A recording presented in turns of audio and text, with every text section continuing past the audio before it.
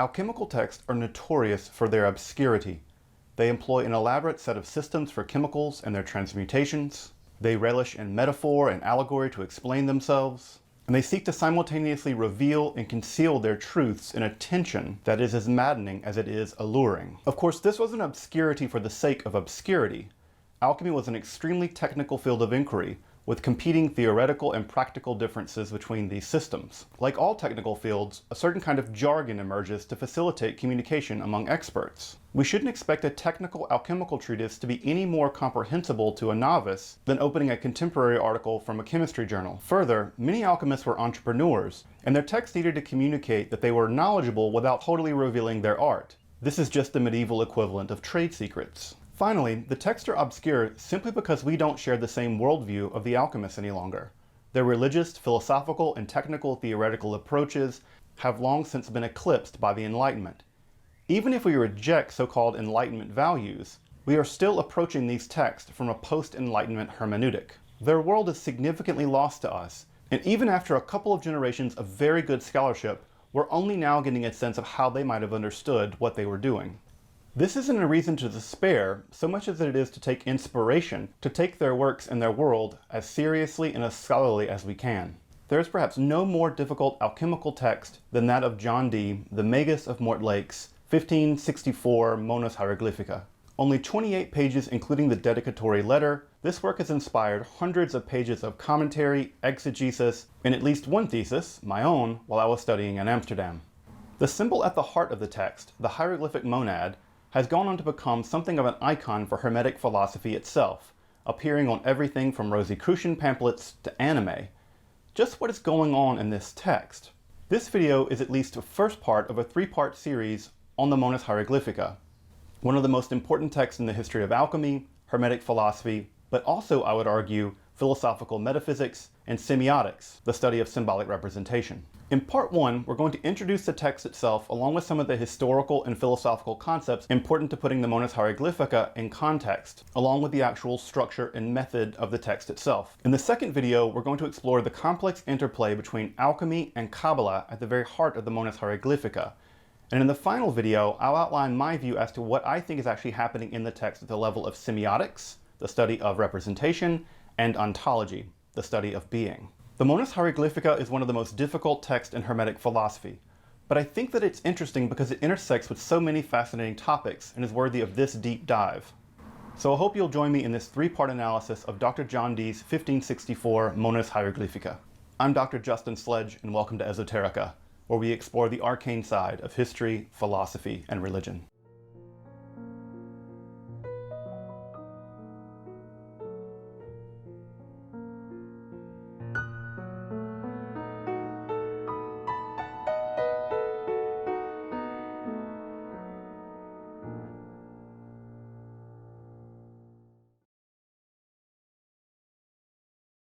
Semioticians have coined an interesting term, Denkroomverlust, as the tendency of the human mind to confuse sign with the thing signified, the name and its bearers, the literal and the metaphorical, the image and the prototype. As the Renaissance gave way to early modernity, this tendency was not the result of a confusion. It was a subject of a massive philosophical, linguistic, theological, and magical undertaking. Among philosophers from the mid-15th to the mid-17th centuries, most under the, quote, miraculously appropriated influence, to borrow a phrase from Pico, of Kabbalistic sources, it was a not uncommon position that Hebrew, in some form of reformation, was the language that God used to create the cosmos. Vayomer Elohim Yahi Or, Vayahi Or, and God said, let there be light, and there was light, was not simply narrative. Divine speech was the very force of creation itself. By extension, it was also held that such a reformed Hebrew would also be capable of manipulating the very being of beings, that to know the true name of a thing, the name given to it by Adam in paradise, would allow the knower godlike powers over that object. This generated an enormous interest in the Hebrew language, but also in the idea of a kind of divine Ursprach, an original language that not only represented reality, but actually forged it. Renaissance philosophers like Marsilio Ficino, the principal translator of Plato, Plotinus, and the Corpus Hermeticum, along with the tempestuous Giordano Bruno and the precocious though outrageously arrogant Giovanni Pico della Mirandola, the reformer of medicine and alchemy Paracelsus, all held versions of this view. For these thinkers, there existed a language of being that could not be simply articulated in vulgar speech or writing. Rather, they aligned themselves with the sentiment of Plotinus that, quote, "It must not be thought that in the intelligible world the gods and the blessed see propositions. Rather, everything there is expressed in a beautiful image." This sentiment helped later philosophers to collapse the distinction between speech, writing, and being. Ficino himself expressed this sentiment well enough when describing with what he took to be the divine language of Egyptian hieroglyphics. Ficino captures this idea very succinctly when describing the Egyptian hieroglyphics used by the sage, hierophant, and prophet Hermes Trismegistus. He writes, "When the Egyptian priests wished to signify the divine mysteries, they did not use the small characters of script, but the whole images of animals, plants, and trees. For God has knowledge of things not by way of multiple thought, but as the pure and firm shape of the thing itself." The end of that phrase, I think, is important in Latin and captures the deep Platonic idea at work in Ficino's thought. That last line reads, "Sed tanquam simplicum firmumque sed formum." Re formum, the form of things. This is expressing this deep Platonic sentiment. That God doesn't see things in their propositional content, rather God sees them in their divine form. Humanist linguistic study into Hebrew reduced, but it did not dispel this search for a divine Ursprach. The French polymath Guillaume Postel and the German Judeophile Johannes Breuchlin, the premier Hebraist of his generation just after Pico and Ficino, would both claim that all mathematics and geometry, the mysterious logic of the Trinity, and the power of creation could be derived from the ineffable four-letter Hebrew name for God. So we can see, even with the rise of humanism, this idea that at some fundamental level, Hebrew or some kind of version of Hebrew or some other kind of language stood at the very beginning of divine representation itself. I say all this to say that while the nominalists may have won the day in the scholastic circles, a distinct position emerged in the intellectual milieu of the early modern period, far more radical than even Scotus and his cadre. It was a live position that there existed a semiotic system for which there was no difference, formal or otherwise, between the being of language and the language of being. However, even as this investigation into Hebrew diminished in prestige by revealing the very terrestrial origins of that language, some philosophers remained committed to the idea that semiotics and ontology could not be easily divorced. One such figure, and I would argue one of the more radical holdouts for this position, was the Elizabethan mage Dr. John Dee. John Dee was born in 1527 and died either in 1608 or 1609, and was arguably one of the most educated figures in the world at that time.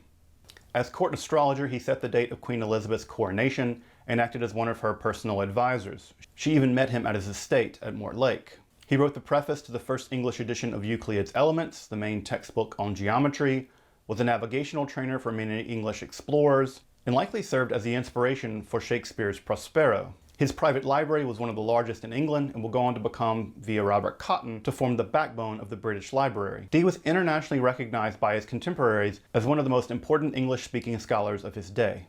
While brilliant, Dee fit poorly into the dominant regimes of thought of his time. He began to learn Hebrew as early as 1561, though it never seemed he really achieved the mastery of someone like Breuchlin. And with the publication of his 1564 Monas Hieroglyphica, Dee would reject that Hebrew, in any form of reformation, would be the bridge between semiotics, that is representation, and ontology, that is being. Rather, Dee would offer a single symbol from which all knowledge can be derived, and by which all disciplines could be reformed. The specific fields of human knowledge he uses to prove this claim are on the one hand the practical side, that's alchemy and astrology, the transformation and understanding of physical nature. And on the other hand, the most theoretical aspects of human knowledge, specifically mathematics and geometry. From physical to metaphysical wisdom, Dee intended his hieroglyphic monad to revolutionize knowledge, language, and being itself. But to understand how he gets to these conclusions, we need to actually understand the structure and the method of the Monas Hieroglyphica. The Monas Hieroglyphica was written over the course of about 12 days in January of 1564. Dee's roommate at that time, Willem Sylvius, would later print the Monas Hieroglyphica in Antwerp later that year in March. While composed in 1564, Dee claimed that he had been, quote, pregnant with it during the course of 7 years. And the symbol itself actually occurs in Dee's earlier 1558 work, the Propaedumata Aphoristica. The text of the Monas Hieroglyphica is composed of a dedicatory letter to Maximilian of Habsburg. Dee had actually been at his coronation just the year previous, a letter to his friend and printer advising him on very careful instructions for how to print the text, including the illustrations, for what we can tell actually was observed. The 1564 text has virtually no printing errors in it that we can observe. And this is all followed by a series of 24 very densely written, very difficult to understand theorems outlining the nature of the Monas Hieroglyphica, its function, and its ultimate aim. The language of the text is Dee's rather crisp, though sometimes effusive Latin, punctuated with a bit of Greek, a few neologisms that may have Paracelsian origins, and a few lines of, to this day, incomprehensible Hebrew. I say incomprehensible because even Gershom Scholem, himself a philologist and leading expert in Kabbalah, couldn't really make heads or tails of just what Dee had in mind in the short lines in Hebrew. The theorems themselves take the form of the Morae Geometrico, or the geometric method, by which simple logical starting points give way to further conclusions via logical deduction. Dee would have been intimately acquainted with the method given his background in mathematics. Of course, Dee would go on to compose the preface for the English edition of Euclid's Elements in 1570, only 6 years after the completion of the Monas Hieroglyphica. The combination here of Hermetic philosophy, mysticism, logic, and mathematics strikes us as a bit shocking, but one can reach back all the way to a philosopher like Proclus and realize that this method is by no means unusual in mystical texts. That we see a tension between logic and mysticism says more about us than it does about logicians and mystics. Indeed, the Morae Geometrico, the geometric method, would continue to be used in philosophy from Descartes to Spinoza to Wittgenstein, and some folks consider people like Spinoza and Wittgenstein to be mystics in their own right. Despite using a method known for producing analytical clarity, the Monas Hieroglyphica is one of the most difficult and obscure books I know of.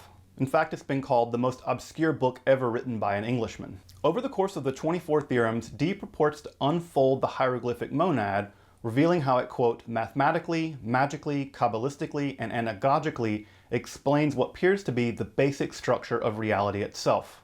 Everything from geometry to astronomy, astrology, to alchemy, the structure of language, theology, and more are, for Dee, encoded in the Monas Hieroglyphica, and therefore are capable of being reformed by the manipulation of the hieroglyphic monad itself. That is, the symbol is able to capture all human knowledge and thereby reform it, restoring it to its perfect state of purity.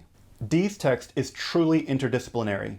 He glides from alchemical theory, Kabbalistic speculation, to linguistics, to astrology, to symbology, sometimes even in a single sentence. This textual mobility makes it very difficult to sort out exactly what's going on at any point of the text.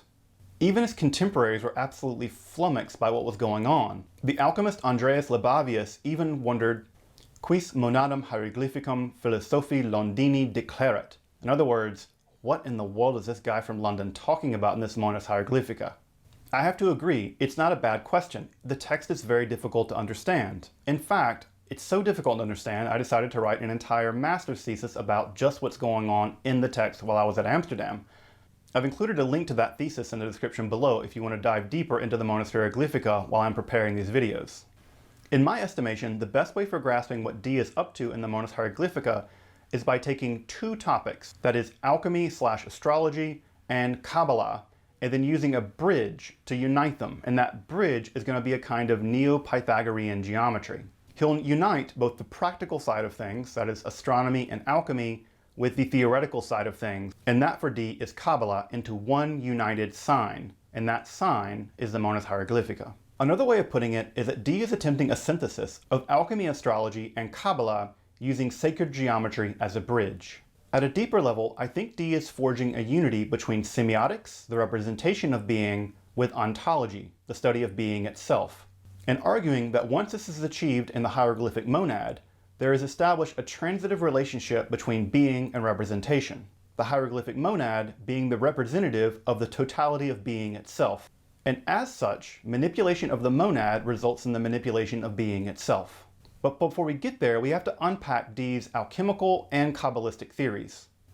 So in the next video, we'll do just that. We'll begin to explore the complex relationship in the Monas Hieroglyphica between Dee's alchemical and Kabbalistic theories. We'll see that Dee is on the cutting edge of both fields, carefully attempting to balance traditional alchemy with the new maverick theories of the Paracelsians, and forging a novel understanding of Kabbalah, which when combined with this theory of alchemy will forge into a united synthesis represented by the Monas Hieroglyphica. It is this great syncretism that I think will form part of the foundation for much of modern Hermetic and occult philosophical beliefs. So you have my main thesis about what's going on in the Monas Hieroglyphica. Dee is forging a unity between all disciplines into a single discipline, and that is the unity of all knowledge, and therefore the ability to manipulate all being through a single powerful sign, the Monas Hieroglyphica. So I hope you'll join me next time as we begin to explore Dee's very complex understanding of both alchemy and Kabbalah, and how he will form a bridge between just those two disciplines in the Monas Hieroglyphica. Until then, I'm Dr. Justin Sledge, and you've been watching Esoterica, where we explore the arcane side of history, philosophy, and religion.